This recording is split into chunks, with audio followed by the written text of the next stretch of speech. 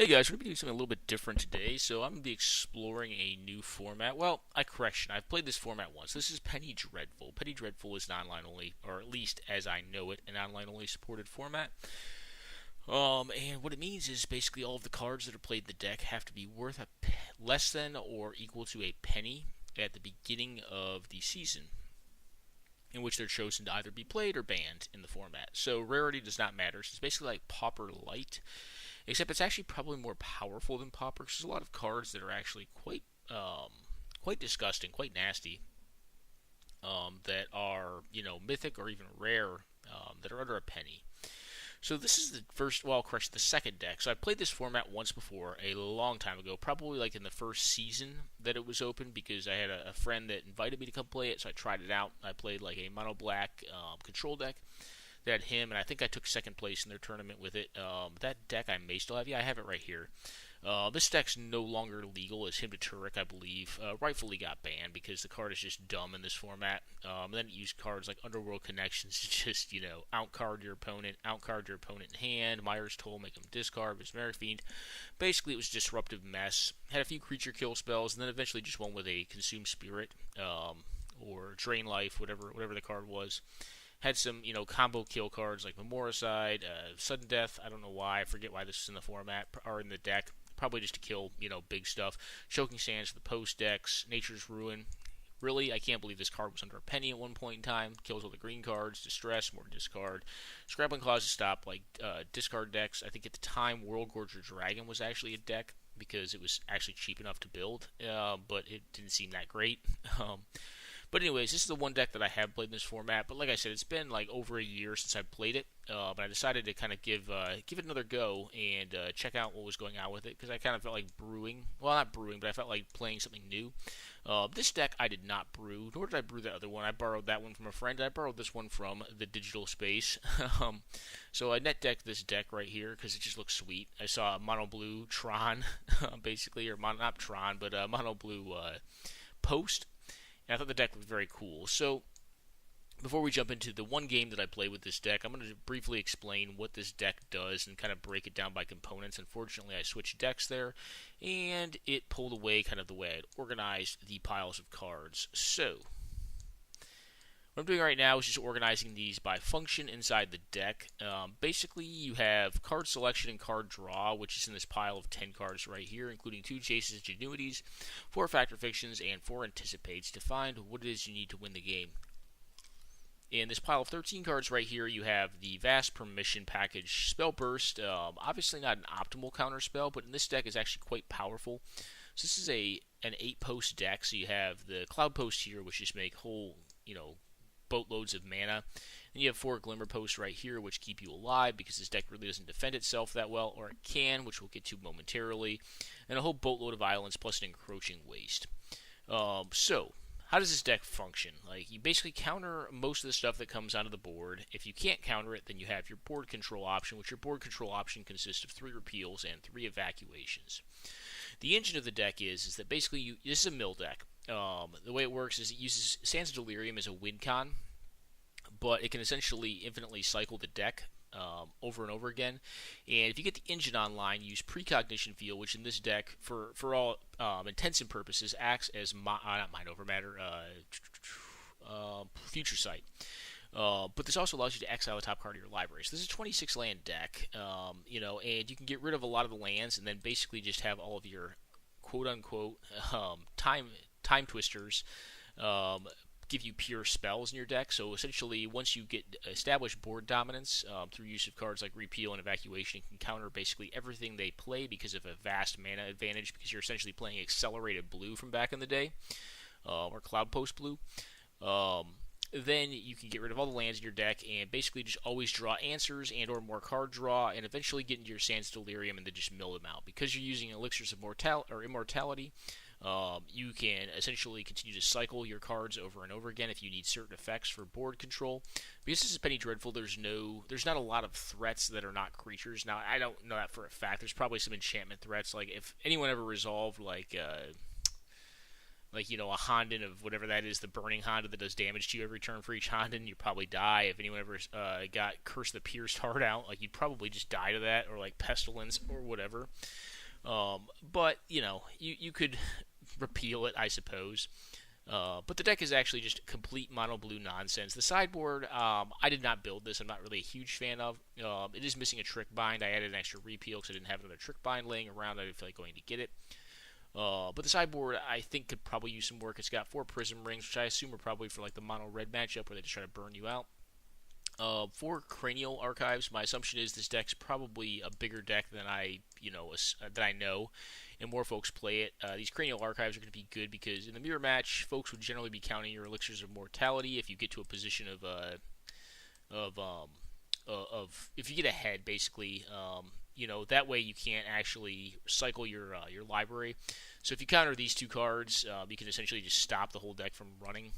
Whereas if you have 4 additional copies of it, for lack of better terms, in Cranial Archive, not only does this cycle itself into another card, it keeps you going. Trick Bind, I don't know. Obviously, there's a reason this is put in the deck. Triggered or activated ability. But there were 2 of them originally in the sideboard. Annex, my assumption is the same thing. It's probably for problem permanents that actually do damage to you or like kill you in some way, shape, or form. Orbs of Warding. I don't think Tendrils is a thing or Storm's a thing in this format, but it could be. This obviously it does preclude your opponent from meddling with your hand in any way, which is also kind of nice, but I assume it's probably in there for a deck that utilizes a non-creature means of killing you, but it's also targeted. Like, who knows? Maybe Urza's Rage or something. Aetherling, probably very good in the mirror, the control mirrors, because Aetherling is damn near impossible to kill, and this deck can make just a whole boatload of mana with its 26 lands and 8 post. And that's the deck. I'm going to go on a quick pause, guys, and we'll jump into the game that I played with this deck and kind of showcase how it works. Alright guys, back. So, this is our opening keep. I have not played this deck a lot. So, my assumption is I'm just going to try to keep this because it has lands and it has spells. We know we're not an active deck, so, we're looking to basically stay alive until, we can get into some way to stall the game out infinitely long until we can find our Sands of Delirium and then just win. I think this is a keepable hand. It also has a Glimmer Post to gain back some needed life if we need to. Opponent plays a tapped Jungle Shrine. Jungle Shrine seems like a good land for me to see across the table because 1, it's slow, and 2, it means my opponent's probably playing a bunch of creatures, and I have a lot of good ways of dealing with creatures to include Evacuation and Repeal. Go ahead and pass it back after playing my land. Opponent plays out an Avacyn's Pilgrim here, which is actually, again, a really good card for a penny format. I could have repealed it there, but I opt instead just to leave up Dissolve. I go ahead and dissolve the Woolly Thoktar, the 5/4 here, put the land on the bottom of my deck, draw another Dissolve, play another land, and say go. My thinking here is I'm going to just rewind whatever my opponent plays and untap, and then I can go for a repeal on end step, or if I don't want to repeal here, I can go ahead and repeal plus Dissolve on the following turn, repealing the Avacyn's Pilgrim. I go for the repeal here just to get a little deeper in the deck, find an island, draw for the turn, find Precog Field. I could have tried to drop the Precog Field here, and it possibly would have been right, but my assumption is my opponent could have, more Woolly Thoktars or more just like good threats. So I ended up just leaving up Dissolve, which is probably wrong. I probably played that too passively here. If I just dropped it there, then, this turn I have Dissolve back up. And I'm in a position where I can take a beating here. I go ahead and dissolve this, find an Evacuation, top the Evacuation, keeping that, end up playing out my land. I'm trying to save the Glimmer Post because it'd be nice to gain even more life off of it. See another Precognition Field. My plan is to probably just get rid of that. Now, if my Precognition Field gets blown up in some horrible way, that would kind of stink, but I don't know how much, there are certainly a lot of cards that could deal with it in this color pie, because they have green and white. I do go ahead and get rid of the Precog Field, though, because they haven't shown that. See another Evacuation on top, which is kind of nice, because I'm going to just get to cast it here, and hopefully find something useful on top. Find a Dissolve on top, which is very powerful. So I'm essentially using this as a future sight right now. Go ahead and counter this guy. I'm actually not totally upset to be drawing a Glimmer Post here. I would have rather had that Cloud Post, but I'll have to settle for a Glimmer Post, but I don't really want to exile that because I want to get to a point where I can just cast Spell Burst in multiple times a turn. I actually don't counter any of this. I plan on just evacuating the board. I could have Spell Bursted, though. I go ahead and just evacuate here. My opponent will have to discard anyways, and I kind of really want the tempo here just to buy more time. Factor Fiction, great. Very, very strong. Now the plan here is that I'm probably just going to Spell Burst, the first couple of spells or the first spell my opponent plays, which is this. It's 5 mana to do that. I could Spell Burst this, but I actually allow this to resolve. Go ahead and cast Factor Fiction. I take, of note, the bigger pile here, despite it not having as much, as cheap card draw. But I'm very happy to get more mana at this point. I find a Jace's Ingenuity on top, which is going to mean that I get very far ahead on cards. At this point, I think I've established board dominance, and unless my opponent can deal with the precognition field, I'm probably going to pull ahead very, very rapidly here. Opponent goes to cast an additional spell. They cast a Watch Wolf out. I just go ahead and Spell Burst this for 6 mana. They don't play anything else, so I cast the Jace's Ingenuity and draw into a bunch of nonsense. Go ahead and play out my other Cloud Post. So my Cloud Post make approximately a bazillion mana here. I take the Evacuation because, it's obviously quite good against what it looks like they're up to, which is casting efficient creatures that are pretty well sized for the mana you put into them. Opponent attacks, does 3. I'm back down to 20. At this point, I end up just going for a precog field to get rid of the lands on top of my deck because I'm trying to thin my deck out. So when I go to loop it with my Elixirs of Immortality, I draw less land because I'm pretty well set on mana at this point. Opponent cast Worm. I'm fine with that because I have the Evacuation. Yes, I could have left up mana to counter it, but I think it was better just to start thinning. Take the bigger pile here with the 2 Anticipates. I don't really need a secondary burst because my opponent's not really playing counter magic. I go ahead and shuffle up my library or my graveyard into my library and start playing out some evacuations and go ahead and pass the turn. I have roughly how much mana here? So I have 4 plus 12. So I have essentially 16 mana on their turn with the 2 Cloud Posts. Go ahead and Spell Burst this Gentleman. They go ahead and cast another Gentleman out, and I go ahead and Spell Burst this Gentleman. And then I'm going to go to Anticipate. I believe at this point my opponent concedes. Unfortunately, my opponent was either ill-prepared or did not care to play out this matchup. So when we went to sideboarding, they conceded the whole game. I assume this deck probably has that effect on some people. A lot of folks don't like blue nonsense. I love it for some reason or other. Maybe it's the troll in me. I don't know. But the deck's very cool, and you kind of got to see a showcasing of how it works here, how the engine works, so the precognition field plus Elixir of Immortality. And I think this is probably one of the better matchups for the deck. It's just playing against creatures, but I also don't really know how many non-creature decks there are out there. I think at one point there's a Wildfire deck and some stuff like that. But decks seem very good. Obviously, anything that runs Cloud Post can be quite powerful, and in this case, Spell Burst plus Cloud Post is quite good. And then, you combine it with Precognition Field, where you just get to exile a bunch of really bad cards out of your deck and cast really good ones. And just continue to build up your mana base, seems quite strong. So I hope you guys enjoyed this change of pace and jumping into Penny Dreadful. Again, Penny Dreadful is, it's 1 cent or less per card. So this whole deck of 75 cards cost, less than $1. It's a 75-cent deck, essentially, or less. I haven't had it priced out. Obviously, I'm playing with weird promo versions of the cards because I own them, and I tend to use the full art lands because they're easy to identify what they are, and I tend to think they're pretty cool.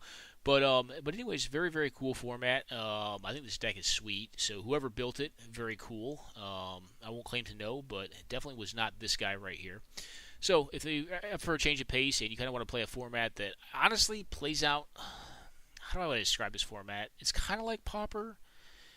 Pauper and PD are kind of interesting to me because they definitely you don't have to worry about Planeswalkers, and Planeswalkers are one of the things that have really changed the landscape of the game. And I'm not arguing for or against them, but you can definitely, it's easier to play Drago or old school Control when they're not in existence, because if someone does get one down and you're on an old school Control list, you have to have a lot of singular card for card board answers Oblivion Ring or Council's Judgment, cards that generally don't tend to accrue you card advantage when you use them, and also tie up a significant amount of mana that you generally want to have available. which has kind of shifted the focus of the game, more from the hands of like a deep-seated long control plan like the one I'm playing right now, to more of a tempo-oriented control deck where it's more aggro control in nature. Back, historically it would have been considered more of an aggro control list, or a lot of the control decks we have now would have been considered that back then. So just an interesting change of pace, and just an interesting kind of like, for me, it's a lot like playing older formats where you don't have some of the vast tempo cards. Like you can see here, my opponent's just like 1 to 2 creatures a turn, and that's kind of how the game used to play out when you're playing creature threats. Maybe some pump, maybe some burn. I think we saw a burst lightning in his deck as well. But at the end of the day, how you generally got ahead with creatures was to two-spell a turn to beat counter magic and then fade wrath effects. Obviously, we're not playing literal wraths, we're playing evacuations, which for the effects of this deck are just about as good because you put them back in the hand at the end step, and then because you have cards like Spell Burst, and we can approximately make 1,000,000 mana right now, we can pretty much counter every single thing they play due to vast mana advantage. So, very cool format, and I'd recommend it to anyone who enjoys like playing older style formats. One, it's exceedingly cheap to play. You can pretty much always get a game. You'll always see folks in freeform playing freeform. Say PD next to it, and this is that format. If you were ever wondering or if you didn't know. All right, guys. Hope you enjoyed the kind of change of pace and content, and hopefully we'll be doing more of this. I may even join a league at some point in time and play some more PD because, if you like watching my videos, you see I play a diversity of decks, but if I were to be honest, I love playing blue nonsense like this, and to me, this is just fun. So, enjoy and take care now.